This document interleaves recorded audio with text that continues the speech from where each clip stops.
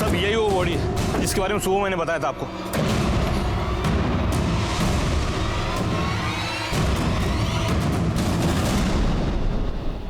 कौन लेके आया रे बॉडी को इधर? मैं लाया साहब। वारदात की जगह से छेड़खानी करना कानून अपराध है, पता नहीं तेरे को? हाँ, तू लाश को एक जगह से दूसरी जगह लेके आया, जेल हो सकती है तेरे को। पागल। त्याच्या अंगाला हात लावू नका साहेब। आपके लिए लाश होगी लेकिन मेरे लिए मेरा छोटा भाई है ये। अभी 2 दिन पहले ही पुणे से आया था ये। 4 साल था पुणे में।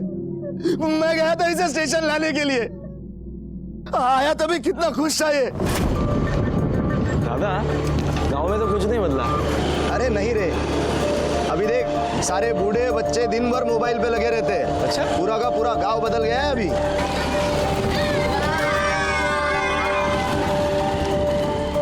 पहचानता है ना इसको? ये जो बाइक के पीछे बैठा था, ये दिनू का छोटा भाई ना? बस ये आज भी नहीं बदला। इसका और अपना झगड़ा आज भी चालू है। अभी पिछले महीने में इससे मेरा झगड़ा हुआ था। वो तो बाबा बीच में आ गए, वरना बहुत मारता मैं इससे। दादा 1 मिनट, ये गंगे है ना? हाँ वही गंगे, पगली का भाई। जब से उस पगली ने कुएं में कूदकर जान दी है, बहुत अकेला हो गया बेचारा। छोड़ जाने दे, चल। दादा, मुझे मिलना है उससे। गंगा,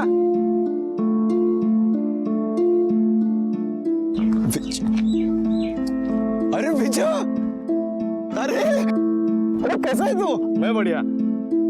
बाबा तू तो एकदम शहर वाला बन गया। देख कैसा कपड़ा पहना है तू, मस्त एकदम, बाल भी बनाया एकदम। अरे क्या जूते लग रहे तू तो। लेकिन तेरे को क्या हो गया गंगे? क्या? ये फटे हुए कपड़े, ये टूटी हुई चप्पल, क्या है ये सब? जान दे, एक काम कर, तू मेरे जूते पहन। अरे नहीं नहीं नहीं, अरे नहीं मानता है मेरे को। चप्पल अरे नहीं, तू निकाल अरे तेरा। तू क्या? तू आ जा, यहाँ बैठ। अरे रहने दे। ये जूते पहन, पहन। मैं बोल रहा हूँ तुझे पहन। वो एकदम मस्त। हाँ हाँ ना? हाँ, अच्छा लगा तेरे को? अरे वाह, पैर डाल इसमें, ठीक है नहीं? मस्त एकदम। हाँ चल मैं बाद में मिलता हूँ तुझसे, ठीक है? चल चल चल मिलता हूँ। दादा गाड़ी गाड़ी।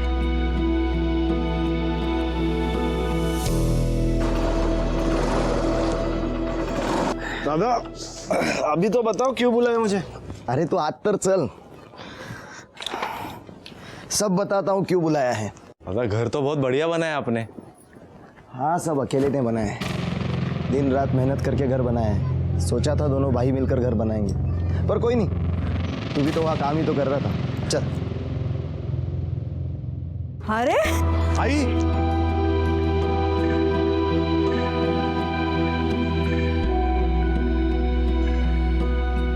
बाबा ये आपके लिए कैसा है? ना क्यों लेके आया सबके लिए?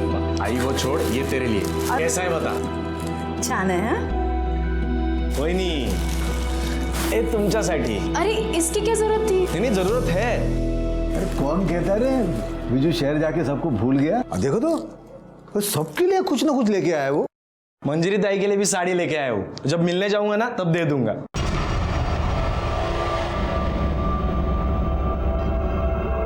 क्यों, क्या हुआ?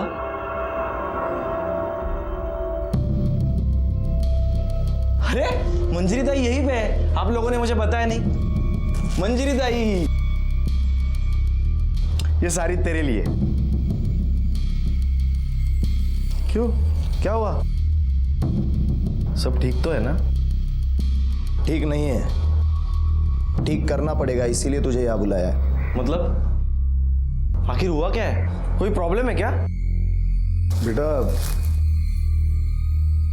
तुझे तो पता है इसकी शादी में दहेज के 5 लाख रुपए देने थे। 3 लाख हमने दे दिए, 2 लाख देने बाकी थे। अब इसके ससुराल वालों ने बोला है कि 2 लाख रुपए दे दो, वरना तब तक इसको यहीं अपने ही घर में रहना था। ये गया था बात करने के लिए, लेकिन तू जाता है, इसका गुस्सा बात बनाने के बजाय बिगाड़ के आ गया। अब तुम ही कुछ कर लो। बाबा आप चिंता मत करो, मेरे पास अभी 50,000 है, मैं कल जाके उनको दे दूंगा और बात कर लूंगा। नहीं विजू बेटा, बात पैसे की नहीं है, वो तो हम भी कुछ ना कुछ कर लेंगे। इसके गर्म खोपड़ी से जो बात बिगड़ गई है ना, उसे जाके संभाल के आ।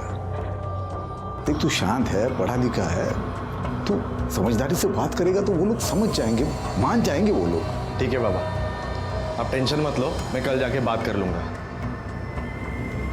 ताई तू काळजी करू नकोस, मी आहे ना। सारी गलती मेरी है, मैंने इसे भेजना नहीं चाहा था उनके पास। ये बात करने गया था साहब उनसे।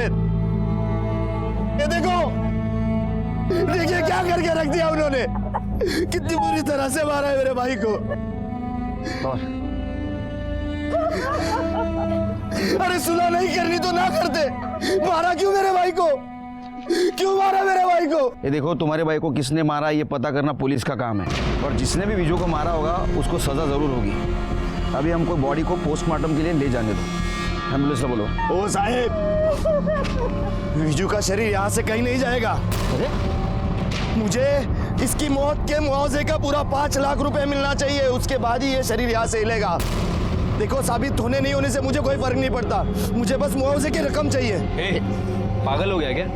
देख, ऐसा कोई कानून नहीं है जिसमें। ओ साहब, मैले कानून नका सीखू, आपको पता नहीं है ना तो जाओ पता करके आओ। 1959 में भी ऐसा ही केस हुआ था जहां मेरे दादाजी पर मर्डर केस लगा था। तभी इसी पंचायत ने मेरे दादाजी को मरने वाले के घर वालों को 500 रुपए मुआवजा देने के लिए मजबूर किया था। आपको झूठ लगता है?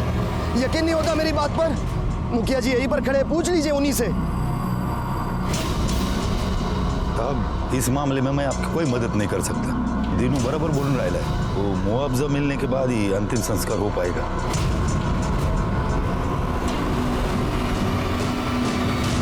अजीब लोग हैं सर, 2016 में भी पंचायत का कानून चला रहे हैं। पता नहीं कौन सा 1959 की बात कर रहे थे। सिर्के ये गांव का मामला है, यहाँ हमारे स्टाइल से इन्वेस्टिगेशन नहीं चलेगा। मैं काम करता हूँ, इस केस के रिगार्डिंग डीएसपी साहब से बात करता हूँ, कानूनी सलाह भी लेनी पड़ेगी। तब तक तुम एक काम करो, ये विजू का कॉल रिकॉर्ड चेक करो और मंजरी के ससुराल वालों से भी पूछताछ करो।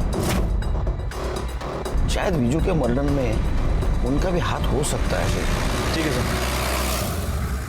1959 में भी इसी गांव का केस था, जिसमें दलाराम वर्सेस स्टेट में दलाराम को विक्टिम के फैमिली को 500 रुपया मुआवजा देना पंचायत ने तय किया था, जिसे कोर्ट ने भी मान लिया था और उसी के बाद अंतिम संस्कार हो पाए थे। ये केस भी सेम है, तो आपको लॉ के हिसाब से ही चलना पड़ेगा। और मुआवजा सिर्फ विक्टिम के फैमिली के कहने से नहीं दिया जा सकता। उसमें सबसे जरूरी बात यह है कि मंजरी के ससुराल वालों पर यह मर्डर का चार्ज साबित होना चाहिए।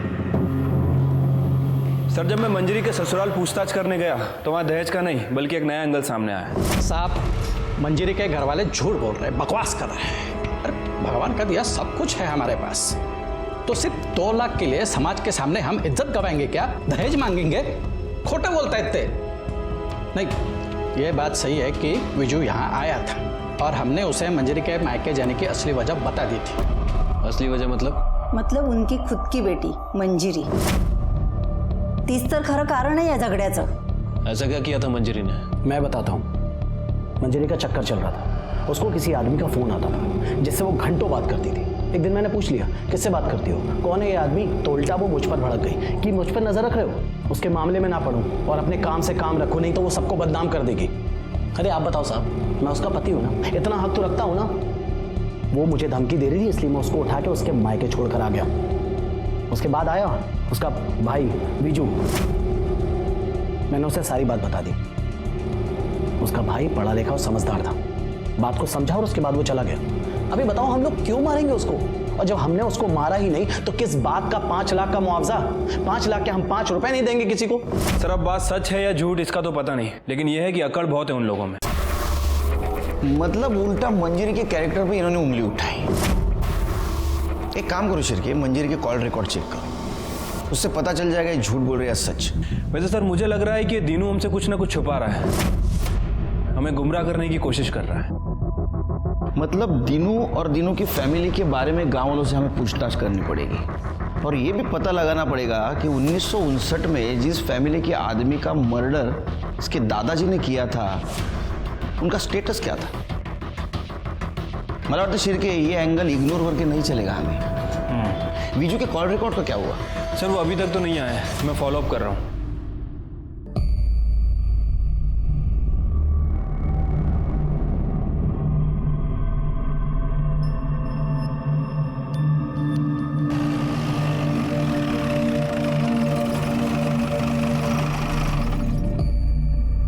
सिरके देखा, उसका भाई मरा है, बॉडी बाजू में पड़ी है और ये पत्ते खेल रहा है। इसको तो बाद में देख लेंगे। चलो मुखिया से बात करते हैं।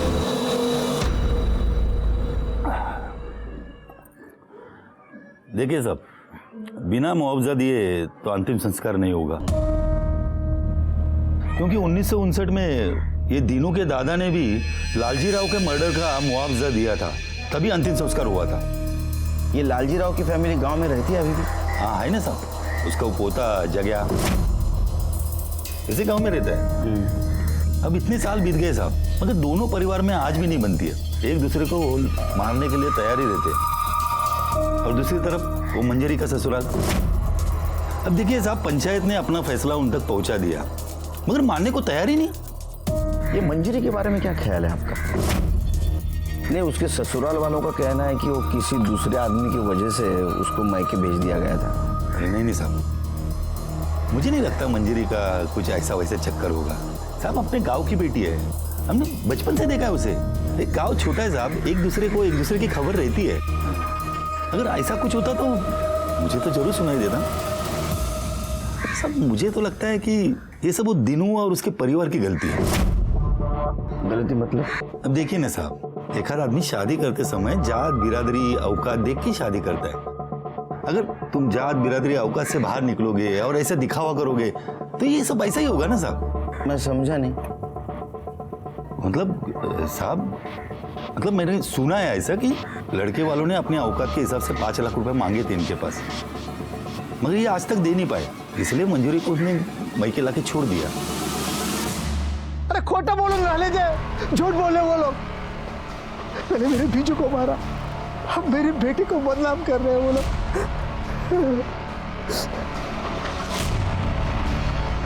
लेकिन मैं छोड़ूंगा नहीं उनको। मेरे बीजू को मारा है ना उन्होंने, मैं मुआवजा लेके रहूंगा, जैसे मेरे बाबा के पास ही लिया था। तुम्हारे पिताजी ने जग्या के फैमिली को मुआवजा दिया था, लेकिन फिर भी तुम्हारी दुश्मनी खत्म नहीं हुई। तुम्हें ऐसा नहीं लगता कि जग्या ने बदले की भावना से उसे मारा होगा? उस पर शक नहीं होता तुम्हें? नहीं, क्योंकि लालजी राव के परिवार में कोई बचा ही नहीं है। हाँ, एक लंगड़िया बचा है, उसकी हिम्मत नहीं मेरी परिवार की तरफ आंख उठा के देखे। तुमने बॉडी के घाव को नहीं देखा, जिस तरह से मारा है ना, ऐसा लगता है दुश्मनी निकाली। ये जग्या रहता कहाँ है?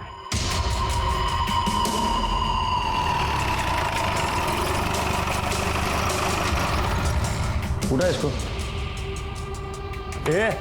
चलो उठ रे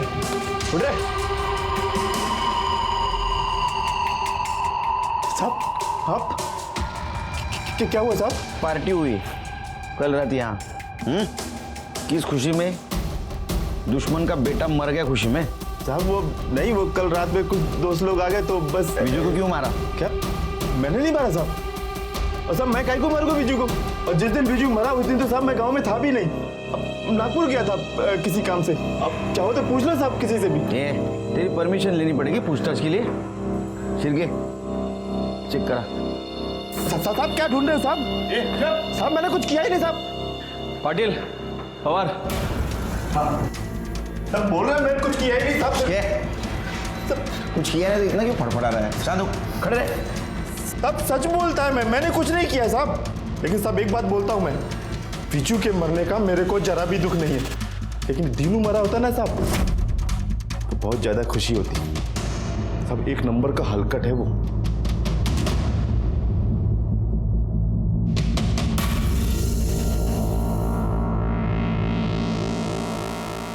सर कुछ नहीं मिला।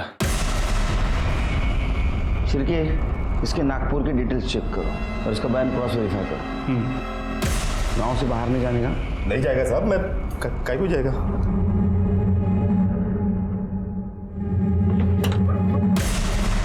सिरके सर नजर रखो इस पे, तो विजू को मारने का सबसे स्ट्रांग मोटिव इसके पास है। इसके कॉल रिकॉर्ड और मोबाइल लोकेशन चेक करो।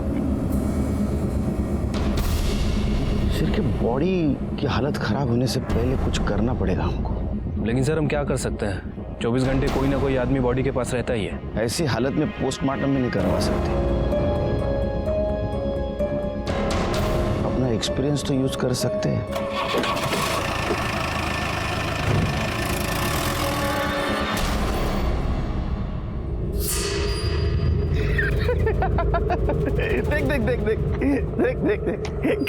कैसा बैठा है। तेरे को पता है पुलिस आई थी मेरे घर पर मिला कुछ भी नहीं। ये साला लाश को सड़ा के बैठा हुआ है, ये सोच के कि मंजरी के ससुराल वाले इसको 5 लाख रुपया देंगे।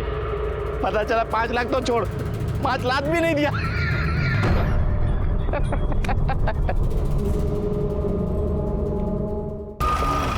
निकालो गाड़ी आगे इधर लगा, लो आगे लो, आगे लो, चलो चलो चलो, गुड गुड, निकालो चलो निकालो। उतरो। ये काय करून राहिले साहब, मैंने आपको बोला ना मुआवजे के पहले मैं। तेरे को मुआवजा मिलेगा। ये बर्फ इसलिए लाया है ताकि बॉडी सड़ ना जाए। अगर बॉडी सड़ गई ना तो गांव में बीमारी फैल जाएगी, समझा? सरपंच जी, आपको तो कोई तकलीफ नहीं होगी क्योंकि गांव के भलाई का मामला है। ठीक है साहब, लगा लो बर्फ। ठीक है मैं हमको हाँ चलो, निकालो निकालो, हाँ निकालो, इधर लाओ इधर।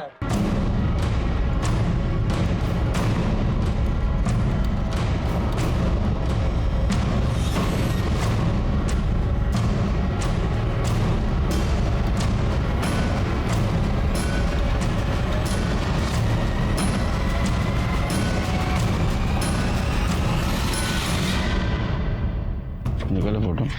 हाँ सर, चलो चलो चलो चलो।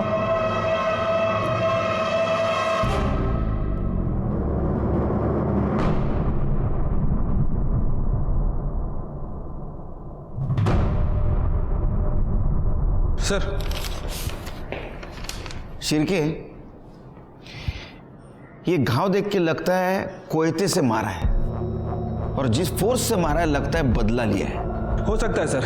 वैसे इस तरह के हथियार लोग गांव में अक्सर यूज करते हैं, जो खेतों में काम भी आते हैं और जरूरत पड़ने पर हथियार भी बन सकते हैं। नहीं तो मुझे क्या लगता है शिरके, एक काम करना पड़ेगा। Sir, sugar. अरे रहने दे यार, एनर्जी आती है। हाँ तुम क्या बोल रहे थे? सर ये वीजू के कॉल रिकॉर्ड है। इनके हिसाब से गांव आने के 1 दिन पहले दीनू ने वीजू को नहीं बल्कि वीजू ने दीनू को कॉल करके बुलाया था। वो हमसे झूठ बोल रहा था सर। झूठ बोलने की कुछ वजह हो सकती है, इसमें दिख रही है वजह? हाँ सर, ये देखिए, ये एक नंबर है जो गांव आने के बाद वीजू अक्सर बात करता था और फोन लोकेशन के हिसाब से वीजू की लोकेशन मंजरी के ससुराल की दिखा रही थी और ससुराल से वापस आने के बाद उसने इसी नंबर पे बात की थी। इस नंबर के बारे में इंक्वायरी निकाली तो पता चला कि पूना का नंबर है और किसी ज्योति के नाम रजिस्टर्ड है। एक और बात सर, ससुराल से वापस आते वक्त उसका फोन रात 8 बजे से सुबह के 5 बजे तक इसी लोकेशन पर था और इसी लोकेशन पे उसका फोन स्विच ऑफ भी हुआ। यानी बैटरी भी तो डाउन हो सकती है। शिरके, दीनू के मुताबिक दोनों भाइयों में बहुत प्यार था। वीजू पुणे में रहने के बावजूद भी फैमिली से बहुत अटैच था, लेकिन कॉल रिकॉर्ड में ऐसा कहीं भी नहीं दिख रहा है क्योंकि बहुत कम बार उसने अपने फैमिली वालों से या दीनू से बात की। लेकिन पुणे के इस नंबर से उसने रोज बात की। पुणे जाने की तैयारी करो शिरके, ये कॉल रिकॉर्ड का चक्कर पुणे में सॉल्व होगा।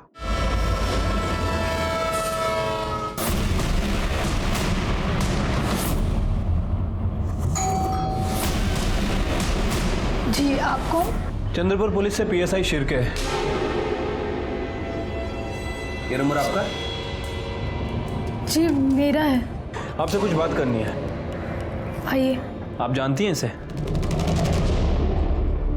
जी सर, ये विजू है, हम लोग साथ में रहते हैं। साथ में मतलब लिव इन रिलेशनशिप में? जी, पर हम लोग जल्दी शादी करने वाले हैं। पर ये सब आप क्यों पूछ रहे हो? वो क्या है कि विजू का मर्डर हो गया है। क्या?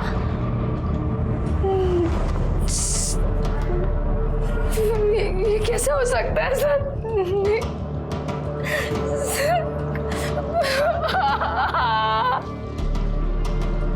देखिए, संभालिए अपने आप को। मैं जानता हूँ कि ये सही समय नहीं है आपसे बात करने का, फिर भी विजू के कातिल तक पहुँचने के लिए हमें आपकी मदद चाहिए। गांव में विजू की फैमिली बिल्कुल सपोर्ट नहीं कर रही है, इसलिए आप जो भी विजू के बारे में या उसकी फैमिली के बारे में जानती हैं प्लीज़ बताइए हमें। सर, विजू 4 साल पहले पुणे में आया था। एक टूर्स एंड ट्रैवल्स कंपनी में हमारी मुलाकात हुई। वहाँ पे मैं काम करती थी, हमारा मिलना जुलना बड़ा प्यार हो गया। 2 साल पहले हम लोग यहाँ एक साथ शिफ्ट हो गए थे।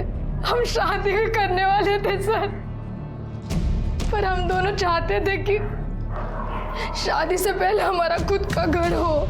विजू ने कहा कि गांव में उसकी बहुत सारी जमीन है, अगर वो अपना हिस्सा बेच देगा तो यहाँ घर खरीद सकते हैं। इसलिए उसने अपने भाई को फोन किया और कहा कि गांव आ रहा है। पूरे 4 साल बाद आया तू, वो भी अपना हिस्सा मांगने? कुड़ी खाऊं डालेगा तुझा हिस्सा? कोई नहीं खा रहा तेरा हिस्सा। हम भी तेरे भले की ही सोच रहे हैं। ये देख, ये लड़की देखिए तेरे लिए, अरे इसके घर वाले पूरे 5 लाख रुपया देने को तैयार है। इनसे 5 लाख ले लेंगे और फिर आप लोगों को समझ में नहीं आ रहा क्या? मैं यहाँ पे शादी करने नहीं, अपना हिस्सा मांगने आया हूँ। विजू, देखिए, मैंने लड़की पसंद कर ली है, पुण्याची है, ज्योति नाम है उसका। मैं उसी से शादी करूंगा। आप लोगों से अपना हिस्सा लूंगा और वहां पे अपना खुद का घर बांधूंगा। मुझे आप लोगों से और कुछ नहीं चाहिए। हमें भी कुछ नहीं चाहिए तुझसे, समझा ना? वो तो इस मंजीरी के बारे में सोच रहे हैं हम कि तेरी शादी के बाद 5 लाख ले लेंगे और उसमें से 2 लाख इसके ससुराल वालों को दे देंगे ताकि ये भी अपने घर में जा सके। लेकिन तुझे तो अपने अलावा किसी की पड़ी ही नहीं है कुछ। दादा, आपको मंजीरी ताई का प्रॉब्लम सॉल्व करना है ना, मैं कर दूंगा, मैं देख लूंगा, कल जाके मैं बात कर लूंगा। लेकिन इसके अलावा मैं आप लोगों के लिए कुछ नहीं कर सकता। देख विजू, अगर तुझे हिस्सा चाहिए ना तो तुझे उसी लड़की से शादी करनी होगी जिससे हम लोग कह रहे हैं, वरना अगर अपनी मर्जी से शादी करनी है ना तो हिस्सा विस्सा भूल जाना। और अच्छा सुन, यहाँ 2-3 दिन और रुकना पड़ेगा। अरे यार, अभी चेक किया, वो प्रॉपर्टी में मेरा नाम ही चढ़ाया नहीं गया है। वो सब ठीक करने में 2-3 दिन तो लगेगा ही ना। और मंजीरी ताई की ससुराल की प्रॉब्लम भी तो सॉल्व करनी है। अच्छा ठीक है, अपना ख्याल रखना। हाँ, लेकिन विजू की फैमिली ने हमें ये नहीं बताया कि विजू वहाँ पे अपना हिस्सा लेने गया था। सर वो उसी के लिए गया था, उसने मुझे बोला नहीं और मैं समझ गई थी कि बंटवारे को लेकर बहुत टेंशन है सर। ज्योति के साथ बात करने के बाद इस केस का एंगल जो सामने आया वो काफी स्ट्रांग था। अब ये केस बंटवारे और आपसी झगड़ों का ज्यादा लग रहा था। दीनू और मंजीरी के ससुराल वालों का झूठ सामने आया था और मंजीरी के कॉल रिकॉर्ड में किसी भी अनजान व्यक्ति का नंबर नहीं मिला था। लेकिन ये सब होने के बावजूद भी कातिल कौन है ये हमारे समझ में नहीं आ रहा था। और इस केस को जल्द से जल्द सॉल्व करना जरूरी था क्योंकि विजू की बॉडी को चौराहे पे पड़े 4 दिन बीत चुके थे और हमारे पास वक्त बिल्कुल नहीं था।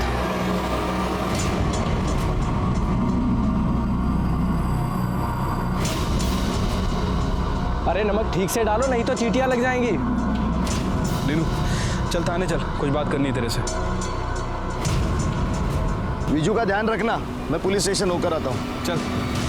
तूने बताया विजू को तूने बुलाया था मंजीरी के ससुराल बात करने के लिए, लेकिन हमें ऐसा पता चला है विजू खुद आया था प्रॉपर्टी के बंटवारे की बात करने के लिए। साहब ये कौन बोला आपको? ज्यादा शाना समझ रहा खुद को, जितना पूछ रहे हैं उतना जवाब दे। हिस्सा मांगा था या नहीं? साहब हिस्से की तो बात ही नहीं आती है साहब। वो तो 4 साल से पूना में है, यहाँ 4 साल से मैं खेती कर रहा हूँ, सारी की सारी रसीद मेरे नाम पे। और आप तो जानते ही है जो खेती करता है उसी के नाम पे जमीन होती है। और ऐसा नहीं भी हुआ तो विजू इतना लालची इंसान नहीं था, उसे पैसों की क्या जरूरत साहब, वो तो अच्छा खासा कमा रहा था वहां पर। जरूरत थी, वो शादी करना चाहता था, उसको घर बनाने के लिए पैसे चाहिए थे, है ना? ओ आत्ता मले समजून राहिले, ते पूना वाली लड़की ने आपके कान भरे है ना? आप हो क्या है पूना? नहीं साहब, विजू भी दिन भर उसके साथ फोन पर लगा रहता था। उसे क्या लगता है वो हमसे हिस्सा मांगेगी और हम दे देंगे? एक फूटी कौड़ी तक नहीं देंगे साहब उसे हम। साहब मैं आपसे भी कहता हूँ, इधर उधर पूछताछ करने से कुछ नहीं होगा। आप सीधे मंजीरी के ससुराल वाले से जाकर सख्ती से पूछिए, आपको सब सच पता चल जाएगा, आपका काम हो जाएगा, मुझे मुआवजे की रकम मिल जाएगी और मैं विजू का अंतिम संस्कार कर सकूंगा। तू पुलिस को सलाह देगा, हमें सिखाएगा? हमें पता है क्या करना है क्या नहीं। हो तू सच बता, तेरा हाथ है या नहीं? तेरा अगर इसमें हाथ निकला ना तो तेरा अंतिम संस्कार कर दूंगा। सर मुझे लगता है कि इस दीनू ने सिचुएशन का फायदा उठाया होगा, क्योंकि जिस तरह से इस दीनू का नेचर है, आई एम श्योर विजू के साथ इसका कोई ना कोई बात को लेकर झगड़ा हुआ होगा। और सर दूसरी तरफ है मंजीरी के ससुराल वाले, हो सकता है कि दीनू ने ही विजू को मंजीरी के ससुराल भेजा हो और विजू का मर्डर कर दिया हो। उसे लगा हो कि इस मर्डर का सारा इल्ज़ाम मंजीरी के ससुराल वालों पे आ जाएगा और वो साफ बच निकलेगा। ये शिरके, लेकिन ये दीनू के खिलाफ हमारे पास कोई ठोस सबूत नहीं। उसके खिलाफ अगर हमने कोई कार्रवाई की तो उसके सपोर्ट में जो गांव वाले हैं और जो मंजीरी के ससुराल के खिलाफ है वो सब हमारे खिलाफ हो जाएगा। तुम एक काम करो शिरके, कल मंजिरी के ससुराल के पड़ोसियों से पूछताछ कर, देखो कुछ क्लू मिलता है क्या। शक्कर बहुत कम है यार, चलो निकलते हैं। शिर्के वो, अरे बाबा गेला नहीं अजून? तुम्हारे ड्यूटी का टाइम तो खत्म हो गया। नहीं साहब, वो पुराने केस की मैं एंट्री ढूंढ रहा हूँ सर, मिल जाएगी वैसे चला जाऊंगा।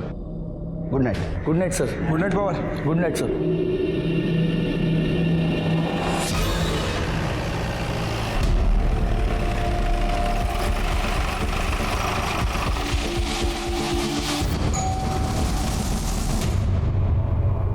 एक मिनट बाहर आएंगे, आपसे कुछ बात करनी है। जी। आपके पड़ोसियों के बारे में कुछ पूछताछ करनी है। ये जो मंजरी और सुशील हैं, इन दोनों के बीच कुछ अनबन चल रही थी क्या? सर सुशील की शादी के बाद से ही परेशानी चल रही थी। वैसे बहुत बदतमीज लोग हैं सर, पैसे का बहुत घमंड है उनको, इंसान को इंसान नहीं कहते सर। अच्छा, ये मंजरी का जो भाई है विजू, ये आया था यहाँ पे, देखा था क्या आपने? हाँ साहब, विजू यहाँ आया था, उसके साथ भी उन्होंने वैसे ही बदतमीजी किया। तो विजू सुन के क्यों लेगा साहब, वो तो बहुत पढ़ा लिखा था। उसने पलट कर जवाब दिया। भाऊजी मी काय म्हणतो ऐकून, आज के बाद कदम मत रखना सर। मैं तमीज से बात कर रहा हूँ, आप भी तमीज से बात कीजिए। तू चल ना, अभी तमीज अपने पास रख। चल निकल, मेरी बात तो सुनिए प्लीज। निकल जा यहाँ से वरना जान से मार दूंगा। चल।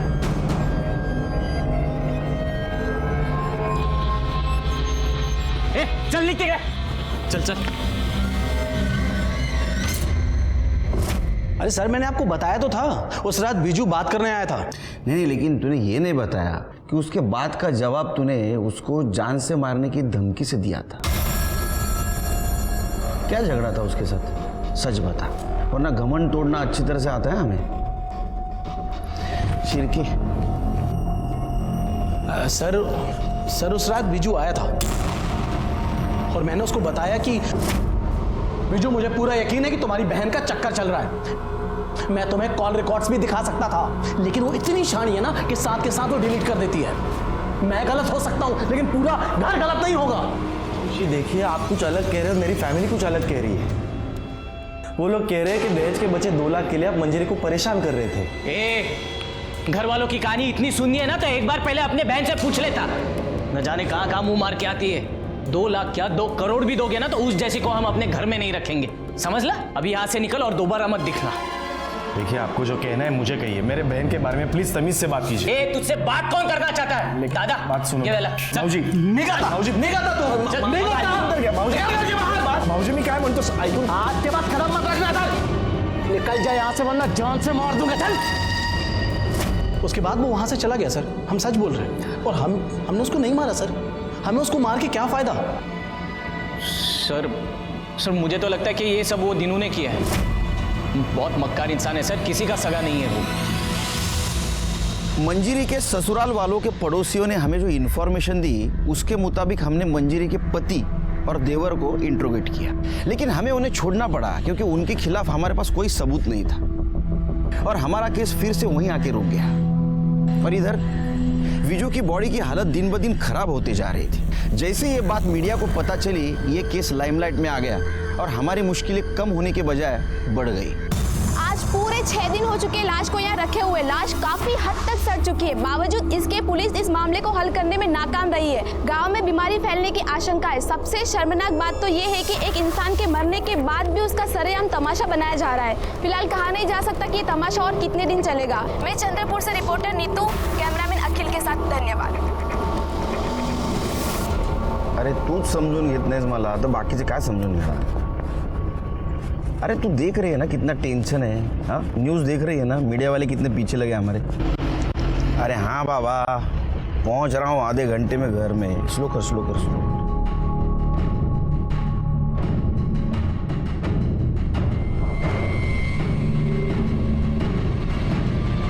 तो पास से गुजर रहा था तो एक आदमी को वहाँ बैठे हुए देखा मैंने। विजू का भाई भी नहीं था वहाँ, और कल रात कोई नहीं तो इसको पहले से देख रहा हूँ, वहाँ से बिल्कुल 1 मिनट के लिए नहीं हटता है। सर होगा कोई करीबी दोस्त या कोई रिश्तेदार? जैन सर। जैन सर, ये वही रजिस्टर है जो मैं रात को ढूंढ रहा था।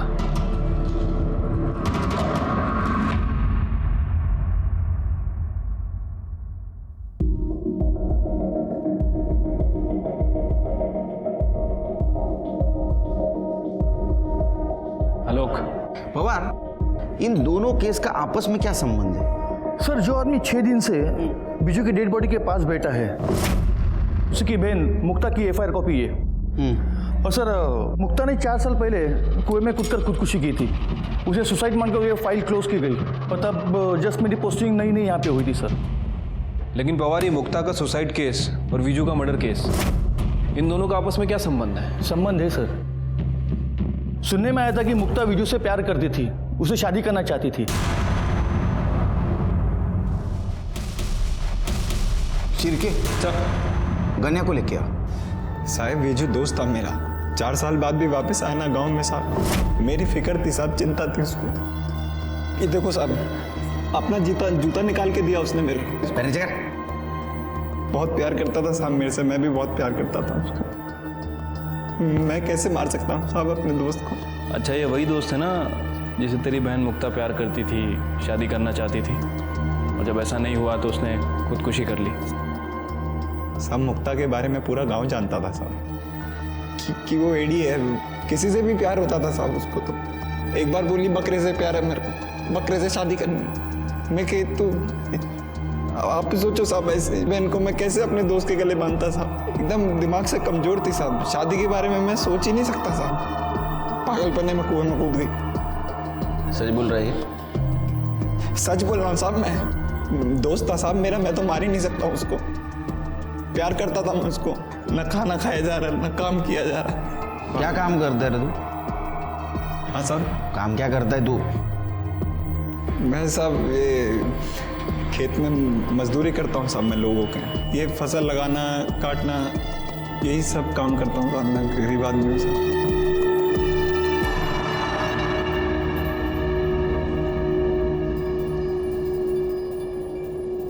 सिर्के, विजू को मार के मंजरी के ससुराल वालों को कोई फायदा नहीं था। हाँ, दीनू को जरूर फायदा होता। हो सकता है उसने विजू को मारा हो और इनोसेंट बनने का नाटक कर रहा हो। लेकिन सर, जिस तरह के घाव हमने विजू की बॉडी पर देखे हैं, उन्हें देखकर तो ऐसा ही लगता है कि उसे बदले की भावना से मारा गया है। और सर, बदला लेने का मोटिव सिर्फ एक आदमी के पास है, और वो है जग्या। हो सकता है कि अपने दादा की मौत का बदला लिया हो। सिरके, ये जग्या से तुम्हारे स्टाइल से पूछताछ करो, और एक काम करो, दीनू का घर और मंजरी का ससुराल अच्छी तरह से छानबीन करो। वो मर्डर वेपन मिलना बहुत जरूरी है हमारे लिए। ठीक है सर। अगर वो नहीं मिला तो फाइल बंद, और हमारे रेपुटेशन के लिए अच्छा नहीं होगा।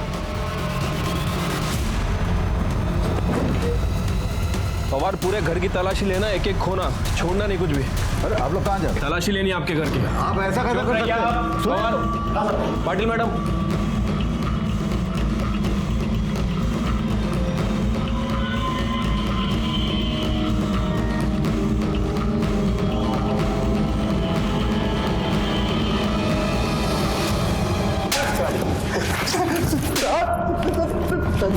मार मार के तेरी खाल उधेड़ दूंगा। बाल भाई शपथ साहब, हमने नहीं मारा विजू को साहब। बोल रहा है, झूठ बोल रहा है साहब। कहीं को झूठ बोलेगा साहब? वो दिन हम लोग नागपुर गए थे, कैसे मारेगा साहब हम उसको? अगर पता चला ना कि तुम तीनों झूठ बोल रहे हो, खैर नहीं है तुम तीनों की।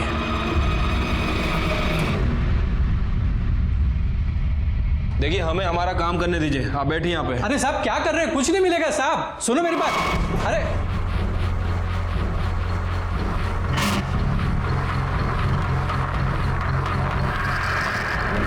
और कुछ मिला?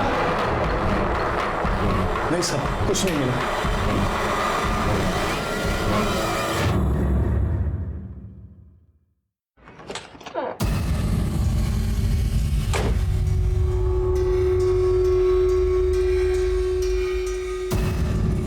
पवार।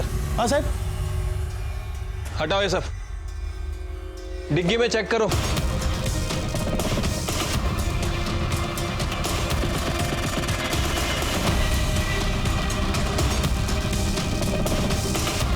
कुछ मिला?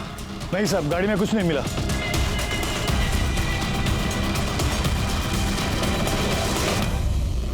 सर, हमने मंजरी के ससुराल और दीनू के घर की तलाशी ली, लेकिन सर कोई भी मर्डर वेपन नहीं मिला है।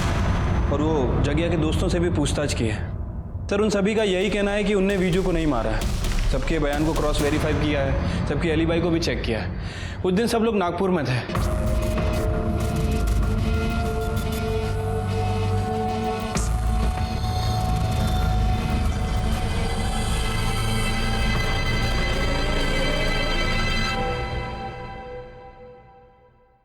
शिरके, इसके घर की तलाशी लो।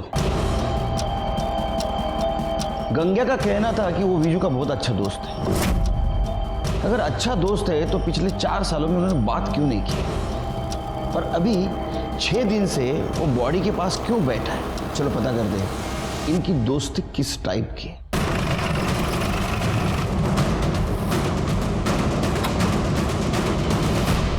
शिरके, घर का हर कोना छान मारो।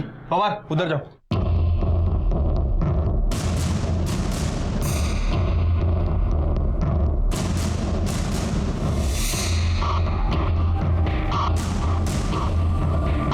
सर, कहीं कुछ नहीं मिला।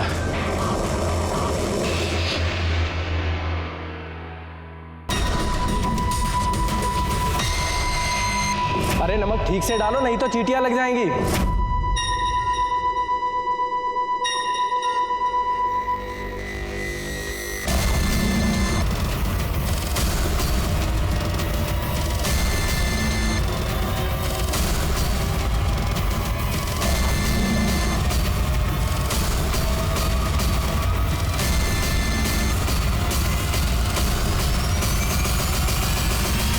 हेलो, खोदो।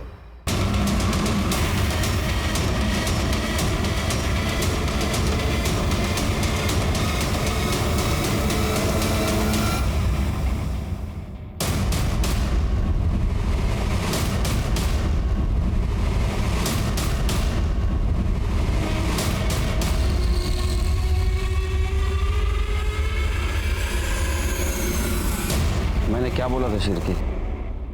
इस दोस्ती में कुछ झोल है।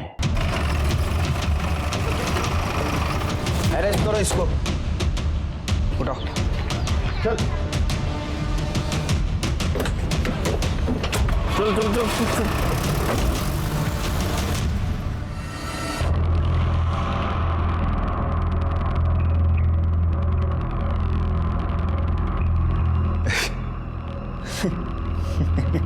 मतलब आपको मिल ही गया ये? आपको पता ही चल गया कि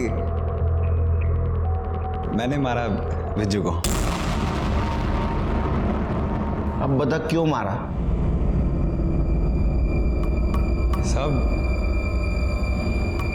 मेरी बहन ना पागल थी एकदम, और मैं अपनी पागल बहन को विज्जू के गले नहीं बांधने वाला था, पर विज्जू को मेरी बहन का मजाक नहीं उड़ाना चाहिए था। उसके पागलपन का मजाक उड़ाया उसने, बेइज्जती करी मेरी बहन की। देख भाई, मैं तो जा रहा हूँ शहर, मैं तो मजे करने वाला हूँ भाई, लेकिन तू तेरी पगली बहन को छोड़ के कहीं जा भी नहीं सकता। उसके साथ तो कोई शादी भी नहीं करेगा। इंसान छोड़, जानवर के साथ प्यार होता है उसको, कुत्ते बिल्ली बकरे किसी के साथ भी। मेरे पास ना एक आइडिया है, तो अगली बार ना किसी से भी प्यार हो जाता है ना उसको, अगली बार ना उसको किसी कुत्ते बिल्ली बकरे के साथ प्यार हो जाएगा ना, तो उसकी शादी करवा दे यार फटाफट। वैसे भी उसको इंसान और जानवर में फर्क क्या नजर आता है? कुत्ता बिल्ली बकरा शादी का। मेरे दिल में बैठ गई वो चीज। मैं तब तो कुछ नहीं कर पाया मैं, पर जब इस बार वो आया ना गांव वापस, मैंने कहा अब तो। बात तो सुनिए प्लीज। निकल जाए यहाँ से वरना जान से मार दूंगा। चल। पता नहीं क्या समझते हैं अपने आप को, कोई बात करने की तमीज होनी चाहिए ना। और फिर मैंने अपनी बहन के मजाक का मैंने बदला ले लिया मैंने साहब। है कि नहीं साहब? कौन मजाक उड़ाता है? पागल का मजाक कौन उड़ाता है? ले जाओ इसको।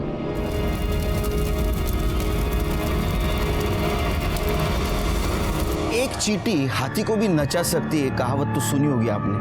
हमारे इस केस में इन चींटियों के सहारे हम कातिल तक पहुंच सके। ये केस कॉम्प्लिकेटेड इसलिए था कि कातिल हमेशा हमारे नाक के नीचे था, लेकिन उसे हम पहचान नहीं पा रहे थे। ना तो खुद को छिपाने की कोशिश कर रहा था, ना तो भागने की। गंगा को विजू को मारने का बिल्कुल अफसोस नहीं था। उसे लग रहा था कि उसने अपने बहन का बदला लिया है, लेकिन ये बात उसके क्यों समझ में नहीं आई कि उसकी इस बदले की भावना ने विजू को ही नहीं तो उसे भी खत्म कर दिया था। हर जुर्म होने से पहले दस्तक जरूर मिलती है, लेकिन उसके तरीके अलग अलग होते। जैसे इस केस में हुआ, विजू को दस्तक जरूर मिली थी, लेकिन उसने सुना नहीं। उसने एक पागल मासूम लड़की की उसके ही भाई के सामने बेइज्जती की थी। जो सही नहीं था और इसकी कीमत उसे अपनी जान दे के चुकानी पड़ी। मैं सीनियर इंस्पेक्टर सुनील केलकर आप सबसे विदा लेता हूँ। फिर मिलेंगे अगले एपिसोड में। तब तक के लिए सतर्क रहिए, देखते रहिए क्राइम पेट्रोल दस्तक। मकसद बताना नहीं, बचाना है। जय हिंद। पता नहीं क्या समझते हैं अपने आप को। कोई बात करने की तमीज होनी चाहिए ना। ऐसे कोई बात करता है क्या? नहीं, देख लूंगा मैं इन लोगों को, देख लूंगा। पता नहीं आगे क्या होगा, क्या करूँ क्या नहीं, कुछ समझ में भी नहीं आ रहा।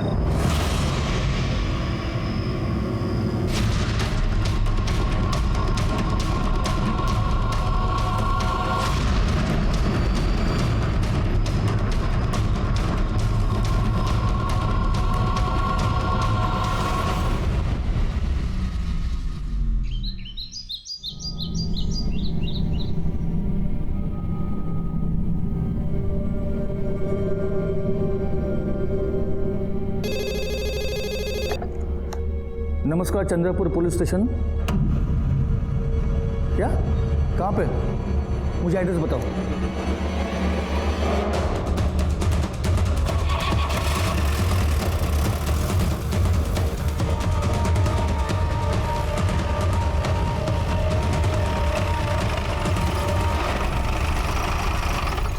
साहब, मेरा नाम ढूंढू है। हाँ, मैंने आप लोगों को फोन किया था। लाश कहाँ है? उधर आइए साहब, ये देख। कहाँ है? साहब, लाश थी यहाँ, मैंने अपनी आंखों से देखी थी। कहाँ है लाश? अरे थी तो क्या खुद चल के गई? जब मैंने आपको फोन किया तब यही थी। फिर मेरी मोबाइल की बैटरी खत्म हो गई थी, मैं चार्ज करने चला गया। सब सच कह रहा हूँ।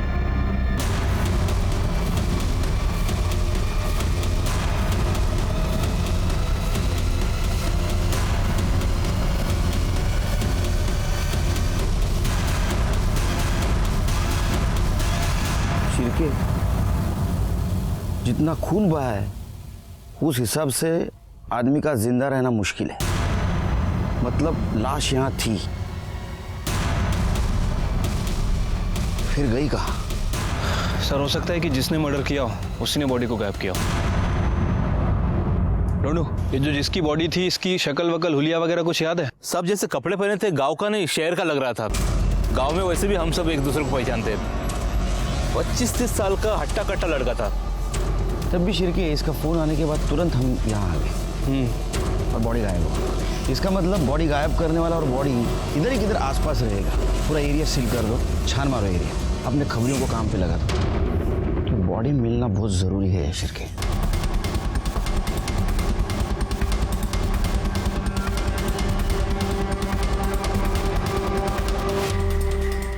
अब ये हो सकता है कि कोई जंगली जानवर खा गया हो या फिर किसी गांव वाले ने। सर, डेड बॉडी का पता चल गया है। चलो ढूंढू को बुलाओ। Yes sir.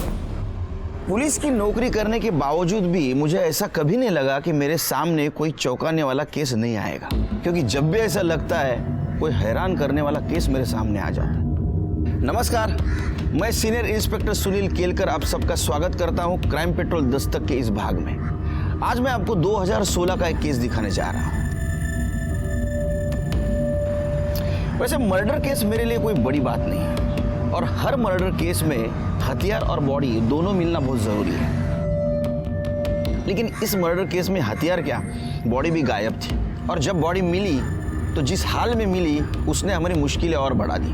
हर जुर्म होने से पहले विक्टिम को दस्तक जरूर मिलती है, लेकिन इस केस में दस्तक हमें मिल रही थी कि ये केस सॉल्व करना कोई आसान काम नहीं था।